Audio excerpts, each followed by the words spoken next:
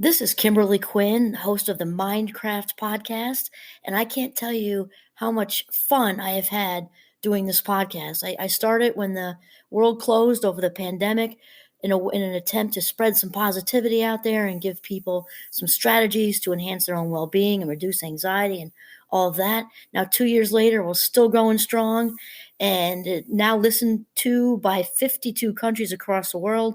And I've even helped some of my students get going with their own podcasts. It's super easy to do. And I'll tell you, if you haven't heard about Anchor by Spotify, it is the easiest way to make a podcast with everything you need all in one place. I'll just explain for you. Anchor has tools that allow you to record and edit your podcast right from your phone or computer. When hosting on Anchor, you can distribute your podcast on listening platforms like Spotify, Apple Podcasts, and more. It's everything you need to make a podcast in one place. And best of all, Anchor is totally free. Download the Anchor app or go to anchor.fm to get started. It is a ball. Start today.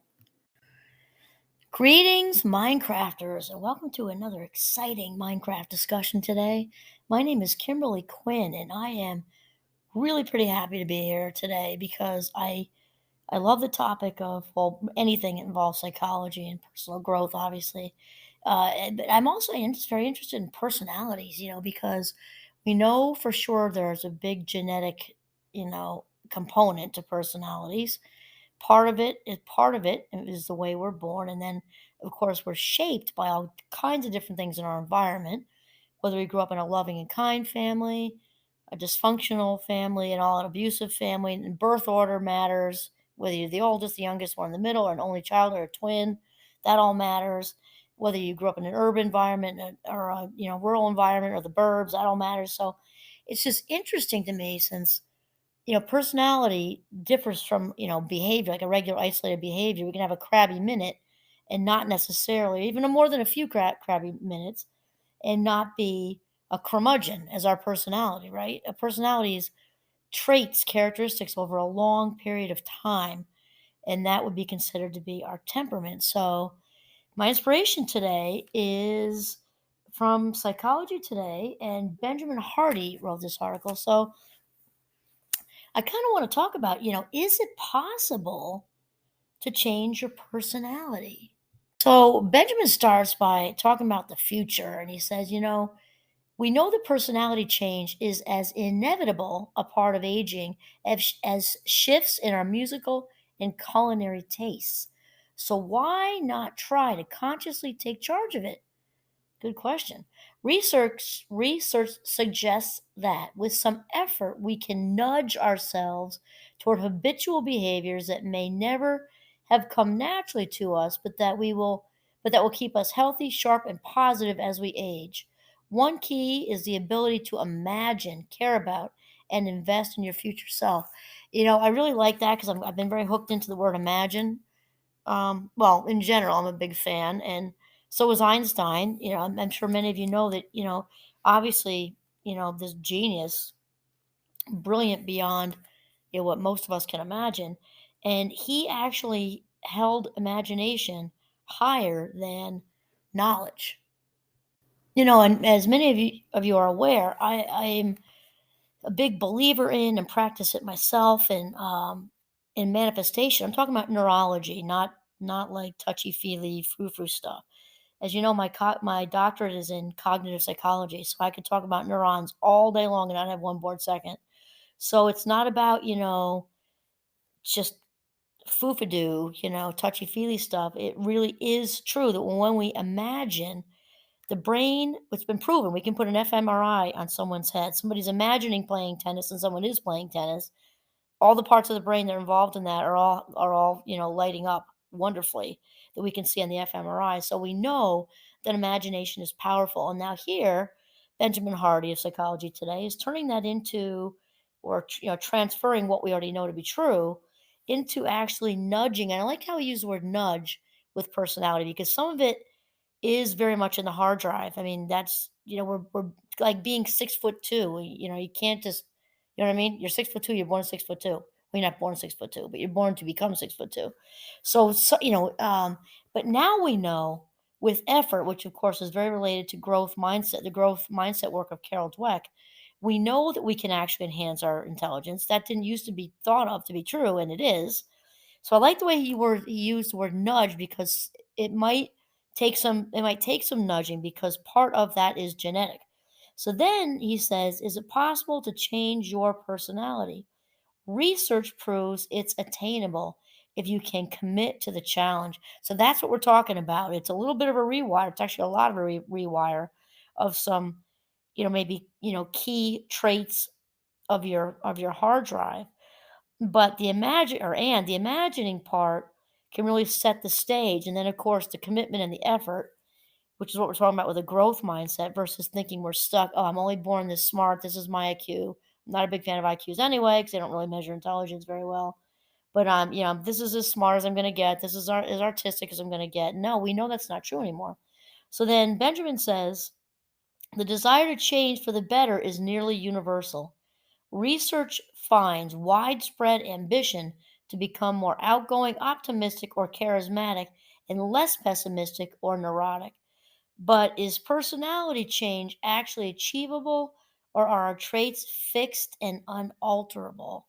Well, I think we know where this article's going. I don't think Benjamin would have put it in Psychology Today, right? So, what we're saying is yes, there are genetics, and yes, we can imagine it, work hard at rewiring our neurons. Neurons that wire together fire together. We know that to be true. And effort is a big freaking deal. Effort can move mountains. And we're talking, um, metaphorically, effort can be, moving the big picture neurons is, the mountains of the brain. They can move them and shift them in all kinds of ways to get them to, you know, stand firm and big and tall and wire together and fire together and make all kinds of things happen. So Benjamin then says recent research suggests that change with commitment may be more realistic than we might think. Nathan Hudson of Southern Methodist University and his colleagues found that people who actively worked to change aspects of their personality were, in many cases, successful. The team recruited 377 undergraduates for a 15-week study, measured their core personality traits, and asked them which they'd most like to change. Excellent. I'm sure there's a personality inventory coming that they used, obviously, to do this. And he says participants were then sent challenges of varying levels of difficulty each week based on their stated personality goals. For example, those who wanted to become more extroverted might be challenged to introduce themselves to someone new one week and another week to ask someone new two questions about themselves. Participants also retook the personality test every week. Okay, very interesting.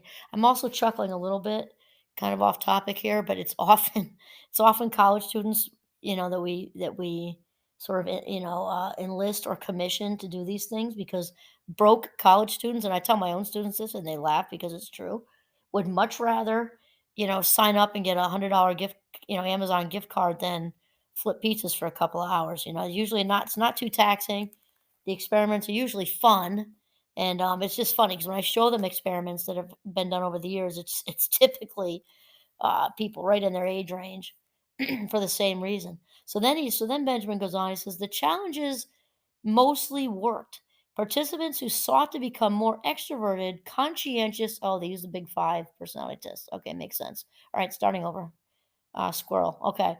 The challenges mostly worked. Participants who sought to become more extroverted, conscientious, agreeable, or emotionally stable all showed improvement in these dimensions. However, those who wanted to become um, more open generally did not succeed, and in fact, were more likely to end up less open than when they started.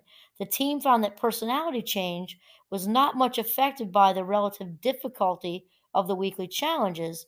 What mattered more was the participants' consistency. Oh, definitely. Completing the challenges without fail week after week. We know that to be true. How many times have we talked about this in various Minecraft episodes about whatever we're talking about with rewiring our brain for to be more positive, just fill in the blank with whatever, right?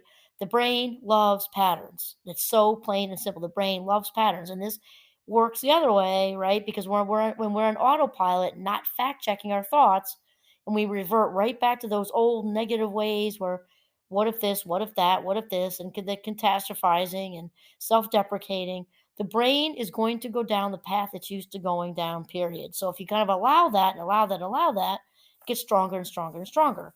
But with our topic with personality, trying to change that hard drive, Benjamin is spot on accurate with the consistency, like a good parent training a 2 year old. The neurons are like 2 year olds, just constant, constant, constant. No, not that way, this way. And then rewarding, and then giving a firm voice when they go the other way.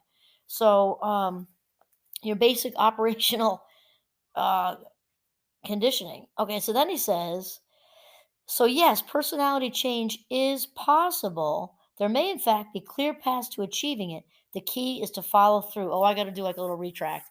This is two parts. And so everything I just was inspired by is actually Mark Travers of Psychology Today. And I didn't realize that. Two different pages, two different people. Okay, so everything I was just talking about, Mark Travers of Psychology Today. And man, that follow through thing, Mark is spot on accurate about that, because the more we follow through, the brain, eventually figures out, just like sort of the foundation of Minecraft, is that we become the boss of our brain. Just like when a 2 year old has a tantrum and we just let them have the tantrum, eventually they figure out that they're not the boss and you are. Or with all the constant, constant, constant redirection, eventually they figure out who the boss is. Okay, so now the second person who inspired me, again, my apologies to these gentlemen because I didn't notice that two pages were two different people. Um, Benjamin Hardy, like I started out with, it is very related. He talks about who will you be in 10 years, right? Who will you be in 10 years? Well, here's the answer, someone else. We all know that. So again, we go back to the genetics part. Our core, of who we are is basically, that's pretty consistent. And then we can change parts of our personality with tons and tons of commitment and follow through and dedication, just like Mark Travers, the other author, was also saying. And so Benjamin here says human beings are works in progress who mistakenly think that they're finished. At every age, we massively underestimate how we'll change in the next decade. I mean, this is wild. And I have to tell you, at a fabulous 57, soon to be a fabulous 58 in a few weeks, I'm definitely the same fun-loving, grab life by the ass person I always was. I was very much born that way. And yet you definitely, as each decade goes by, you definitely, there's transformation going on, and in a good way, in a really good way. I think a lot of people as they age learn to let go a lot more, choose your battles a lot more. I guess if you don't, then maybe it's not as much of a fun process aging, maybe, but you definitely become, I think lighter that way. You just realize it's not worth it. Like, who cares? I know for me, and I've always been very aware of my life minutes, just definitely more so as I get older, because why? There are fewer in front of me than behind me. So you get a little bit more protective over and selective over how we spend these, just like a bank account. Do I really need to spend $35 on that sweater that I might not wear twice? Well, do I want to spend my life minutes? I'm currently enjoying my Sunday afternoon in my peaceful house with my husband napping and my golden retriever on the chair. Do I want to swap that out and leave to go do something I don't want to do with an acquaintance? Not that they're not a nice person, but if they're like fourth string on my team, why would I sacrifice this wonderful quiet time to be by myself to go do something I don't want to do? Okay. A little distraction, but it fits here. So then Benjamin Hardy of Psychology Today says, who will you be in 10 years? Someone else. Resisting the end of history illusion. Okay, so resisting the end of history illusion. So he says it's easier for most people to look back and note the changes in themselves than it is to look forward and imagine themselves changing further. In psychology, this is known as the end of history illusion. When we ask someone to look back 10 years and examine all the ways in which they're different from their former self, they're able to come up with a lengthy list of shifts, both big and small, I guess kind of like I just did, right? Perhaps in the way They make decisions, or even the decisions that they see as desirable. Chances are they rely on different mental models, values, and principles than they did as their former self. That's quite interesting. I mean, I think again, being at a fabulous 57 and 9/10, or maybe it's like 11/12 at this point. I really have I feel like I can really relate to this because I can think, and actually my rooftop friend and I talk about this pretty frequently. Would you want to be a teenager again? Absolutely not. Each life stage has a purpose. We have a life lesson, right? We both say, you could if you paid us offered us $1 million to go for a year as a teenager, we'd say hell no. We want to be in our 20s again. No, very fun, but no thank you. 30s, also very fun. I was mostly pregnant the whole time.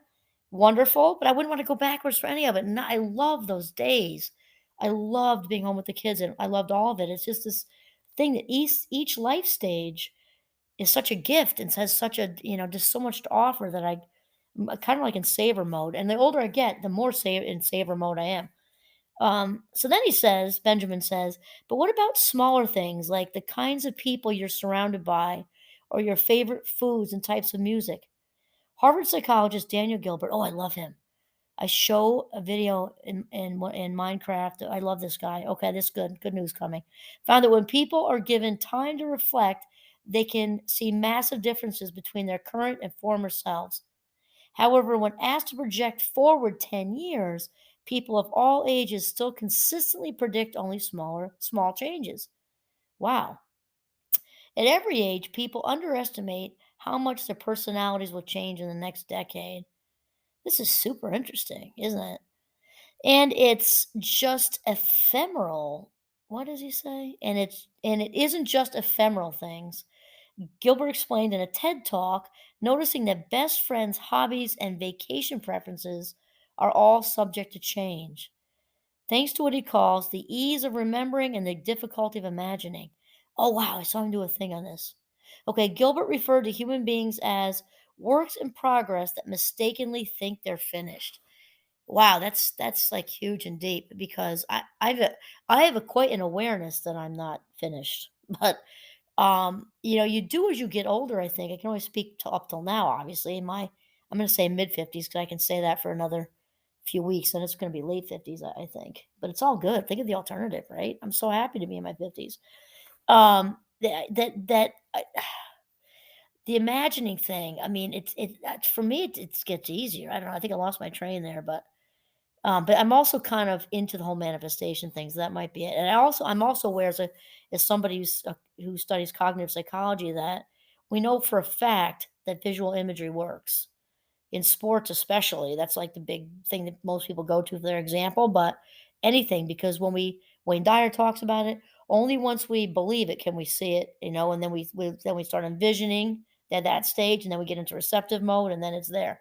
Okay, most people make the further mistake of believing that because personality change is hard to imagine, it's also not likely to happen.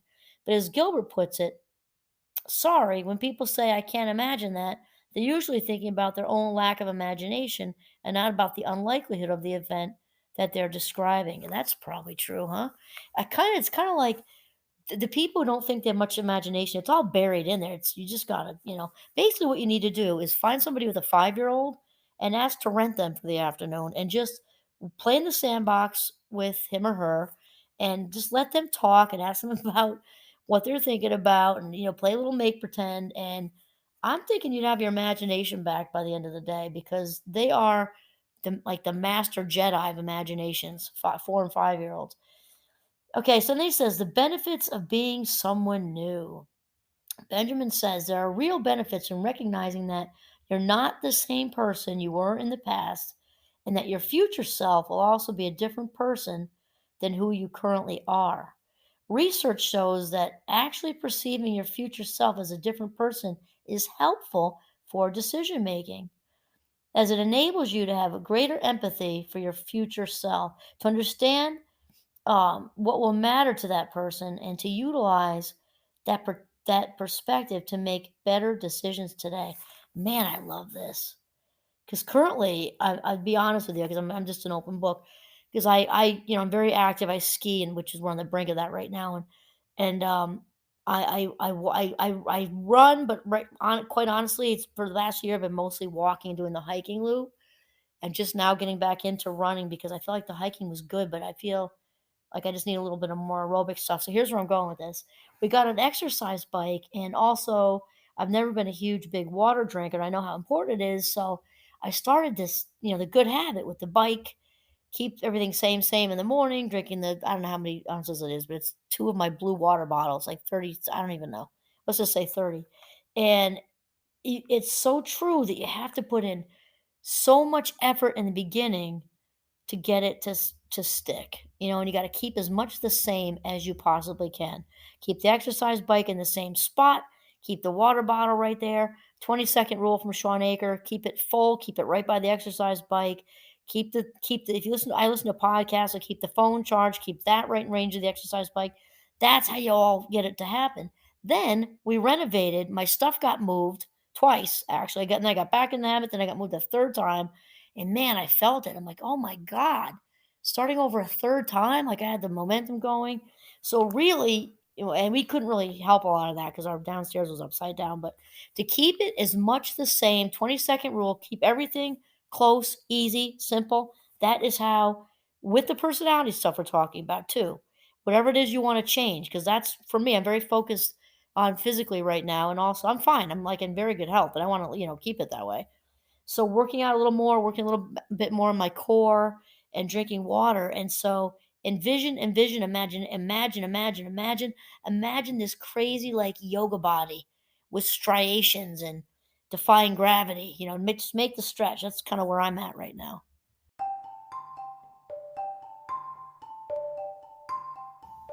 And then Benjamin wraps it up by saying, this liberating outlook also enables us to have empathy toward other people. Oh, totally. Rather than overly judging someone based on who they were in the past or even on who they are today, we can recognize that they too have the capacity for change. Oh, I love how we wound that up. Can't even top that off. Having empathy and not judging other people, because we are all a work in progress.